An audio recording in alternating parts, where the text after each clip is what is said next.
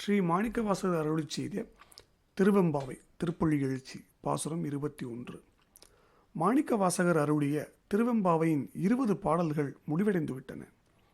தன்னை ஆட்கொண்ட திருப்பெருந்துறையில் உறையும் இறைவனுக்காக மாணிக்கவாசகர் பாடிய 10 திருப்பள்ளி எழுச்சி பாடல்களை மார்கழியின் இறுதி 10 நாட்களுக்கு பாட வேண்டும். எல்லாம் வல்ல அவனை வணங்கி இன்று தொடங்கலாம். திருப்பள்ளி எழுச்சி திரோதான சுத்தி திருப்பெருந்துறையில் அருளியது. எண்சீர் கழி நெழிலடி ஆசிரிய விருத்தம். வாருங்கள் பாசுரம் 21க்கு உள்ளே சென்று பார்க்கலாம்.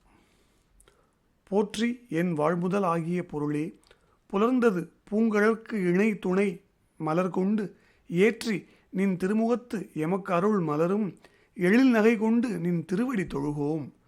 சேற்றுதல் கமலங்கள் மலரும் தன் வயல் சூழ் திருப்பெருந்துறை உரை சிவபெருமானே, ஏற்றுயர் கொடி உடையாய் எனை உடையாய் எம்பெருமான் பள்ளி எழுந்தருளாயே. திருவெம்பாவை திருப்பள்ளி எழுச்சி பாடல் 21க்கு உண்டான விளக்கம். உயிர்களுக்கு முதல்வன் நீ, எங்கள் வாழ்வுக்கும் முதல்வன் நீ. உன்னை மலர்களால் அர்ச்சித்து உன் திருமுகத்தில் காண்கின்ற அந்த அழகிய புன்முறுவலை பார்த்து மகிழ்ந்து வணங்குகிறோம். சேற்றில் பூத்த செந்தாமரை மலர்களை கொண்ட குளிர்ந்த வயல்கள் சூழ்ந்த திருப்பெருந்துறையில் உறையும் சிவபெருமானே, நந்தி கொடியை உடையவனே, என்னையும் ஆட்கொண்டவனே, என் வாழ்வில் முதல் பொருளே. பொழுது புலர்ந்து விட்டது.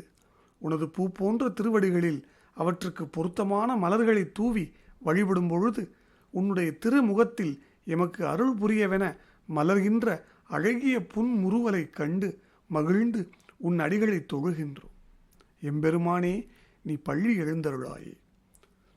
இந்த பாசுரத்தில் சேறு என்றால் கள் என்றும் தேன் என்றும் பொருள் கொள்ள வேண்டும். ஏறு என்றால் இடபம் என்று பொருள் கொள்ள வேண்டும். நன்றி. ஓம் நம சிவாய.